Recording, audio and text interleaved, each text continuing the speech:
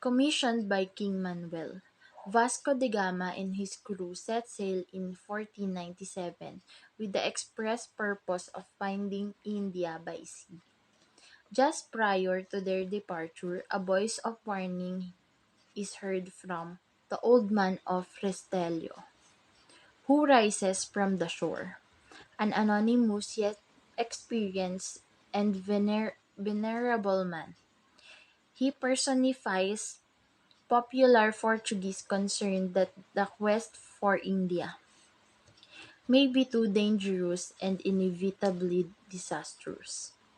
Soberly yet rhetorically, he asks if a conquest nearer to Portugal, perhaps in North Africa, where there were also Moors and riches for the taking, might not be a wiser course. After all, Cueto was already Portuguese. He reminds da Gama and his crew to the tragic result that befell Prometheus and Icarus, who thought through heroic undertaking to rob, respectively, fire and flight from the gods. He warns against the reckless seduction of fame and fortune. Paying little heed to the old man's advice, the tiny armada sets sail and retraces the 1488 route of Bartolomeo Diaz. As they approach the Cape of Good Hope, da Gama comes face to face with the mythological giant Adamastor. Stories, warnings, and prophecies are exchanged. As the Portuguese expedition proceeds where no one was gone before, it does so knowing that it was overcome the natural obstacles of the southern cape. It has beaten Adamastor as it moves north along the east coast of Africa. Vasco da Gama's armada encounters problems in Mombasa, but a warmer reception in Malindi. Faithful to epic tradition, Com- Camoys begins with a proposition: he will celebrate the heroes of Portugal together with its navigation and discoveries. Then he will ask the nymphs of the river Tagus for inspiration and dedicates his poem to Portugal's King Sebastian. Periodically throughout the cantos, Camoys invokes the poetic power and influence of epic muse of classical mythology, Calliope. Also, faithful to epic tradition, Camoys begins with his narration in media res, in the middle of his story, with Vasco da Gama already moving up to east coast of Africa. In the first canto, the mythological protagonists, Bacchus and Venus, appear. At the Council of Olympus and in the presence of Jupiter, Venus gives reason regarding the protagonists highly, and Bacchus makes his opposition to them known. Venus is a good choice for Portugal advocate before Jupiter on several counts. Camus uses her convincing voice to articulate the important parallels between Renaissance Portugal and ancient Italy. As she draws this parallel, she enhances the reader's expectation that the supreme god Jupiter will bless the voyage of Vasco da Gama, even as he blessed the journey of Aeneas from Troy in ancient times. Portugal was once a part of the Roman Empire. Like Rome, Lisbon is set on 7 hills. Venus reminds Jupiter that all of modern inheritors of ancient Latin, Portugal developed a language which is Portuguese, that most closely resembles in the original source. Likewise, Vasco da Gama has shown more fearless, novel courage in face of unknown maritime dangers as he attempts to penetrate seas no other nation had braved than anyone since Aeneas. Her advocacy before Olympian father is based on heroic logic and nostalgia. Bacchus, an excellent adversary, traditional the god of Asia, now being approached by Christian Portuguese. He also forebear of Lucius, the mythical ancestor of Lusiads. In genealogy of Roman mythological gods, Bacchus is very jealous of the prestige he has acquired in the Orient and, of course, resistant to the threat of intrusion by anyone, especially by his own descendants. Both Venus and Bacchus intervened the navigation of Portuguese, alternately helping and impeding the voyage. The Gama and his men meanwhile regard their deliverance from peril as blessing from their Christian God. These two main narrative threads of the Gama's voyage and the Olympian's god intercession on behalf of him and his sailors progress the parallel fashion.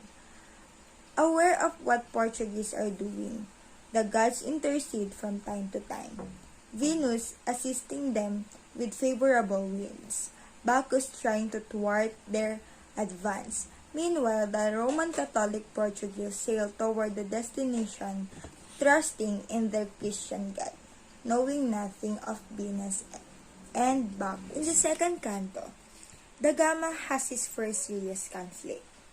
Historically, this was the conflict with the Moors. Poetically, Comus alleges the collusion of Bacchus in the treachery that threatens the captain, that provides fuller portraits of Jupiter and Venus. The Portuguese journey continues to a more favorable reception in Malindi. In Cantos 3 and 4, the Gama tells the king of Malindi the history of Portugal from pre-Roman beginnings to the mid-14th century tragic murder of Inés de Castro, the Castilian mistress of Pedro, heir to the Portuguese throne. It is not until the crucial fifth canto, halfway through the voyage to India and symbolically halfway through the book, that these narratives intersect. As the Portuguese prepared to round the Cape, the rocky tip of the African continent, personified in the craggy personage of the giant Adamastor, speaks thunderingly to the Gama, delivering both a recognition and a warning. The somewhat reluctant recognition is that his brave Portuguese captain and his tiny band are the first ever to enter Adamastor's waters, learning secrets and mysteries of the deep, where no human, however noble or immortal, his worth should trespass. This is a tantamount to an Olympian confession of defeat and an important anticipation of the Gama's navigational success. Adamastor's warning, however, is the promise that from those myriad brave captains who inevitably follow the Gama on successive voyages shall be extracted the payment of unimaginably tragic shipwrecks and maritime disasters. Historically, this proved to be the case. The poet Camus had the benefit of 60 post-the Gama years of hindsight, all carefully chronicled by historians Joao de Couto, João de Barros, Garcia de Resende,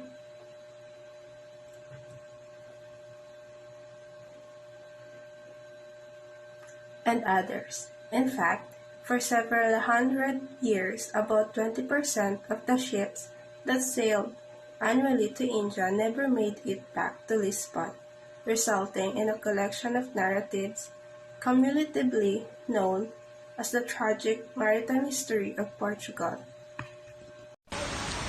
Cantos 6 to 8 tell of the Portuguese landing at Calicut, the wonders of India, and Vasco da Gama's narrow escape from Muslim merchants, treachery by paying a ransom. This occurrence prompts the poet to ponder the dangers of money and gold. In Canto 9, the Gama's crew interacts with the Olympians for the second time. Vasco da Gama, victorious, has established economic links, although shaky, with India and is sailing once more on the high seas, returning to Lisbon and the glory that awaits him. But Venus, who has frequently interfered on the Gama's behalf during the Portuguese trip, has her own prize in store for him and his crew.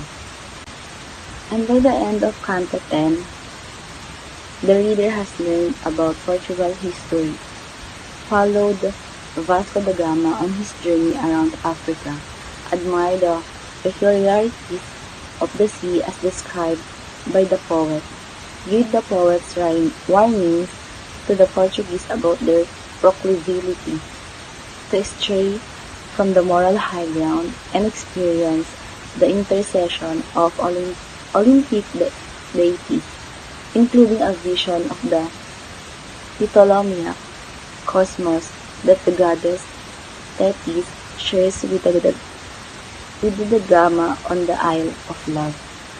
The reader has also been informed of the poet's cautions to the Portuguese about life's dangers and uncertainties.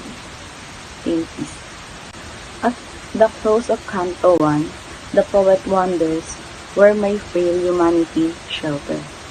Briefly, in same protected port, where the bright heavens pose to vent their anger.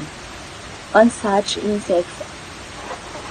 a small stage, so the heart develops a callous, honorable contempt for titles and wealth, rank and money. So one's judgment grows enlightened, studying as from a great height mankind's pettiness and confusion. Such a person will rise to a great position, but reluctantly and not through ambition. Canto 6 concludes. The poet ends the 8th canto with a lament over gold's omnipotence. Gold conquers the strongest citadels, turning allies become traitors and liars, persuading the noblest to shameful acts.